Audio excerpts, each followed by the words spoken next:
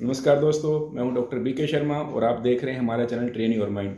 दोस्तों, आज की जो वीडियो है उसमें हम अपोजिशन डिफाइंड डिसऑर्डर के बारे में समझेंगे। अगर हम एग्जाम्पल की बात करते हैं इसके बारे में अपोजिशन डिफाइंड डिसऑर्डर को समझने के लिए, तो बस आप ये समझ लो कि ऐसे बच्चे बहुत ज़्यादा जिद्दी होते हैं। किसी भी अथॉरिटी को, कोई भी, चाहे पेरेंट्स हों, ग्रैंड पेरेंट्स हों या अगर स्कूल में जाएंगे टीचर हों, उल्टा जवाब देने की कोशिश करेंगे, हमेशा नेगेटिव एटीट्यूड में रहेंगे, डिसओबीडियंट रहेंगे, किसी की बात को मानेंगे नहीं। बस ये एक सिम्टम्स अगर आप समझें तो ये समझ लो, सपोज करो आपका बच्चा छोटी छोटी बात में आपको उल्टे जवाब देता है, आपकी किसी बात को मानता नहीं है और हमेशा नेगेटिव विचारों में रहता है, हमेशा नेगेटिव ही बातों को समझता है, इसका मतलब आपके बच्चे को अपोजिशन डिफाइंड डिसऑर्डर है। पोजिशनल डिफाइंड डिसऑर्डर की अगर सिम्टम की बात करते हैं, they are having hostile behaviour to the authority, they are disobedient and they are with the negative attitude, negativistic type of behavior they are having। तो ऐसे बच्चों में नेगेटिव बिहेवियर होएगा, डिसओबीडियंट होंगे, किसी की बात नहीं मानेंगे।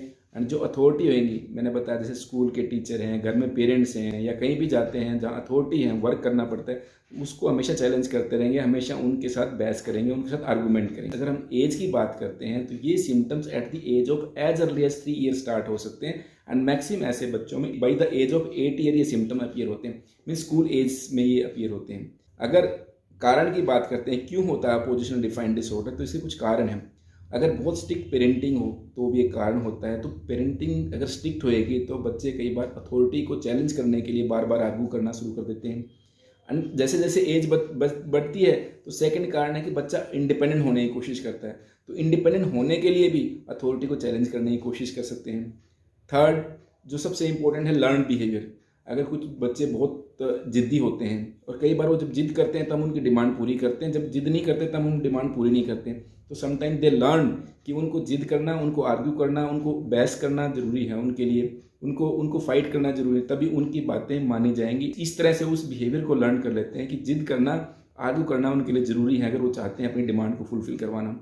तो ये कुछ थ्योरीज हैं, कुछ एक्सप्लेनेशन है जिससे कारण बच्चा डिसओबीडियंट हो जाता है और जिससे कारण बच्चा अपोजिशन डिफाइंड डिसऑर्डर से पीड़ित होता है।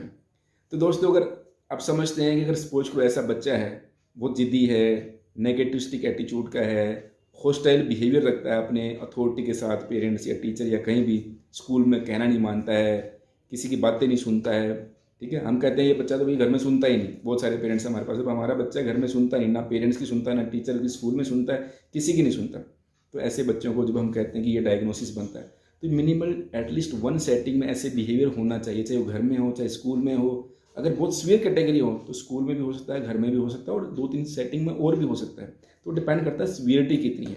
क्यों करें ऐसे बच्चों का इलाज, क्यों इसको ठीक किया जाए? तो अगर बच्चे को ठीक नहीं किया जाए तो उससे कुछ इम्पैक्ट आते हैं उसकी लाइफ में। क्या क्या इम्पैक्ट हो सकते हैं? ऐसे बच्चे यूजली एकेडमिकली कमज़ोर रहते हैं क्योंकि टीचर के साथ उनकी अच्छी बनती नहीं है, तो नेगेटिव एटीट्यूड होने के कारण वो अच्छी तरह से स्टडी में मन नहीं लगा पाते। सेकंड, ऐसे बच्चों को सोशल इंटरेक्शन में बहुत प्रॉब्लम आती है, ना ऐसे बच्चों में कोई दोस्त होते हैं, ना कोई उनसे अच्छी तरह से बात करना पसंद करता है, क्योंकि हमेशा वो फाइट करने के मूड में रहते हैं, इरिटेट मूड में रहते हैं, आर्गूमेंट करने के मूड में रहते हैं।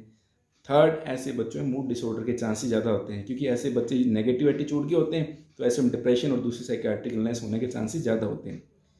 ड्रग एडिक्शन के चांसेस ज़्यादा होते हैं। तो कैसे करें ऐसे बच्चों का इलाज? दोस्तों, जैसे कि आपने सिम्टम वाइज समझा है, इन बच्चों की सबसे बड़ी प्रॉब्लम है एंगर, फ्रस्ट्रेशन, इरिटेशन, एग्रेशन। तो ऐसे बच्चों की सबसे इंपॉर्टेंट है कि इनको एंगर मैनेजमेंट स्किल में ट्रेन करना पड़ता होता है। तो जब हम सेशन करते हैं तो उनको एंगर मैनेजमेंट की टिप्स समझाते हैं, उनको समझाया जाता है कैसे अपने एंगर और कैसे अपनी इम्पल्स को कंट्रोल करना है। सेकंड, जैसे वो अथॉरिटी को चैलेंज करते हैं तो उनको एक मैनर और एक मोरल एजुकेशन में ट्रेन किया जाता है, उनको समझाया जाता है कि पेरेंट्स की और स्कूल टीचर की क्या इंपॉर्टेंस है उसकी लाइफ में। अगर वो आगे बढ़ना चाहते हैं तो वो चीज़ें समझना पड़ेगा कि कैसे अपनी अथॉरिटी की रिस्पेक्ट करनी है, कैसे अपने आसपास जो एल्डर हैं उनकी रिस्पेक्ट करनी है। उनके अंदर मोरल एजुकेशन सिस्टम उनको ग्रो किया जाता है।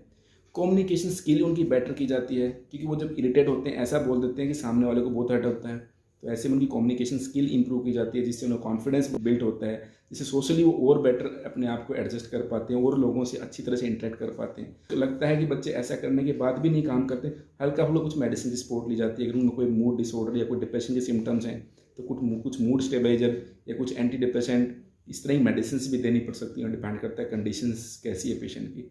तो इस तरह से अगर हम अप्रोच करते हैं तो बच्चे को पूरी तरह से ठीक किया जा सकता है और उसको उसकी लाइफ में दोबारा से फिट किया जा सकता है। तो दोस्तों, अगर आपके आसपास भी अगर ऐसे जिद्दी आर्ग्यू करने वाले बच्चे हैं और अथॉरिटी के साथ फाइट करने वाले, स्कूल में या घर में हमेशा जिद करने वाले बच्चे हैं, तो उनको टाइम रहते साइकेट्रिस्ट साइकोलॉजिस्ट के साथ जरूर मीटिंग कराएं, उनका ट्रीटमेंट करवाएं, सो दैट कि जो उनकी एकेडमिकली और सोशल और प्रोफेशनल लाइफ आगे बढ़ के ठीक हो सके, जिससे वो अपनी लाइफ में पूरी तरह से कामयाब हो सके। धन्यवाद।